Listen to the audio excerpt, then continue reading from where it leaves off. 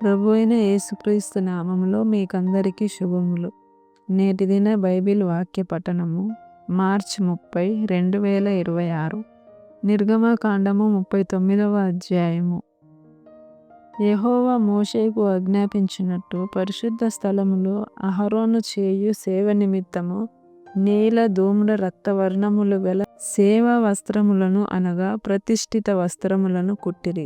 మరియు అతడు బంగారుతోనూ నీల ధూమ్ర రక్తవర్ణములు గల నూలుతోనూ సన్న నారతోనూ చిత్రకారుని పనిగా నేయుటకు బంగారును రేకులుగా కొట్టి అది తీగెలుగా కత్తిరించిరి. దానికి కూర్చు భుజఖండములను చేసిరి. దాని రెండు అంచులయందు అవి కూర్చబడింది.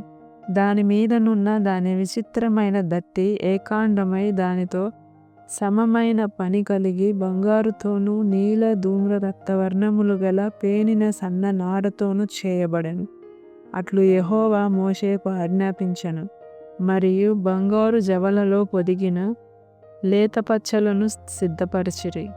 ముద్రలు చెక్కబడినట్లు ఇశ్రాయేలీయుల పేర్లు వాటి మీద చెక్కబడెను.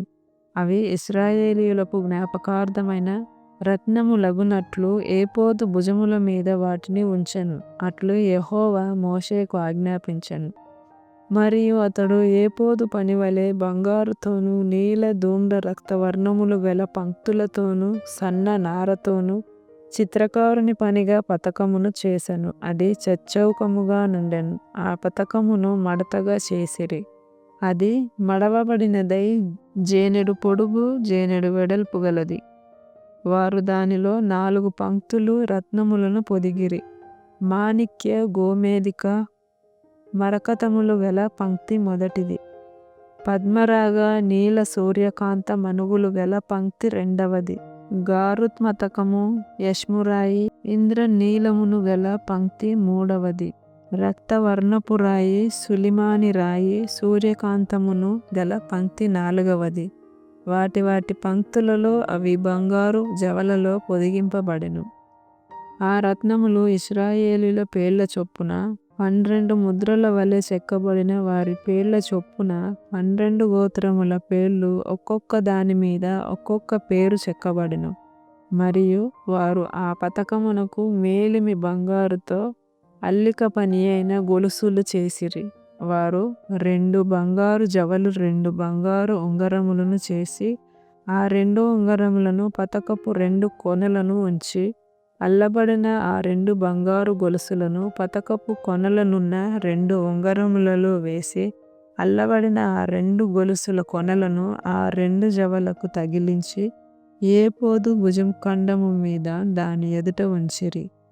మరియు వారు 2 బంగారు ఉంగరములు చేసి ఏపోదు నెదుటనున్న పతకపు లోపలి అంచున దాని 2 కొనలకు వాటిని వేసిరి. మరియు 2 బంగారు ఉంగరములను చేసి ఏపోదు విచిత్రమైన నడికట్టునకు పైగా దాని రెండవ కూర్పునొద్దనున్న దాని ఎదుటి ప్రక్కను ఏపోదు 2 భుజఖండములకు దిగువను వాటిని వేసిరి. ఆ పతకము ఏపోదు విచిత్రమైన దట్టికి పైగా నుండునట్లును అది ఏపోదు నుండి విడిపోకుండునట్లును ఆ పతకమును దాని ఉంగరములను ఏపోదు ఉంగరములకును నీలి సూత్రములతో కట్టిరి. అట్లు యెహోవా మోషేకు ఆజ్ఞాపించెను. మరియు అతడు ఏపోదు చొక్కాయి కేవలము నీలి నూలుతో అల్లిక పనిగా చేసెను. ఆ చొక్కాయి మధ్యనున్న రంధ్రము కవచరంధ్రము వలె ఉండెను. అది చినగకుండునట్లు దాని రంధ్రమునకు చుట్టూ ఒక గోటు ఉండెను. మరియు వారు చొక్కాయి అంచుల మీద నీల ధూమ్ర రక్తవర్ణములు గల పేనిన నూలుతో దానిమ్మ పండ్లను చేసిరి.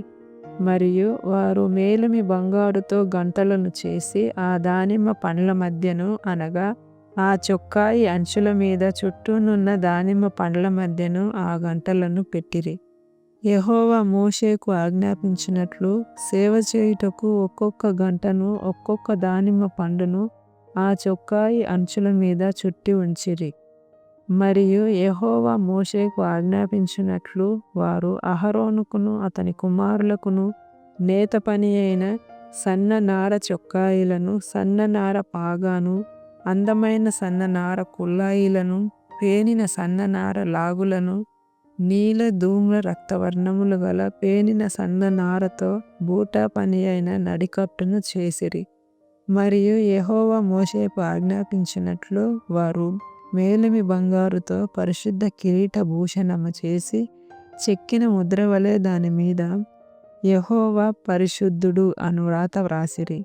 యెహోవా మోషేకు ఆజ్ఞాపించినట్లు పాగాకు మీదుగా కట్టునట్లు దానికి నీలి సూత్రమును కట్టిరి. ప్రత్యక్షపు గుడారము మందిరము యొక్క పని యావత్తును సంపూర్తి చేయబడెను. యెహోవా మోషేకు ఆజ్ఞాపించిన ప్రకారముగానే ఇశ్రాయేలీయులు చేసిరి.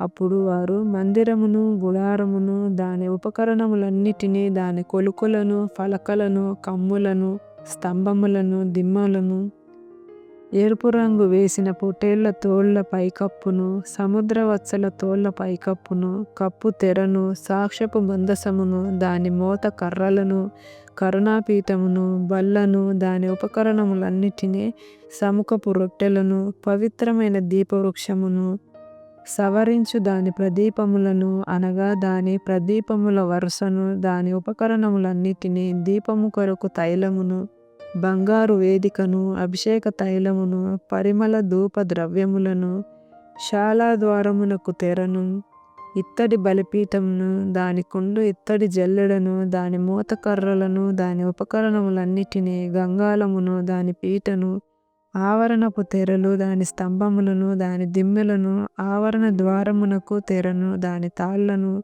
దాని మేకులను ప్రత్యక్షపు గుడారములో మందిర సేవ కొరకైన ఉపకరణములన్నిటినీ పరిశుద్ధ స్థలములోని యాజక సేవార్థమైన వస్త్రములను అనగా యాజకుడైన అహరోనుకు పరిశుద్ధ వస్త్రములను అతని కుమారులకు వస్త్రములను మోషే యొద్దకు తీసుకొని వచ్చిరు.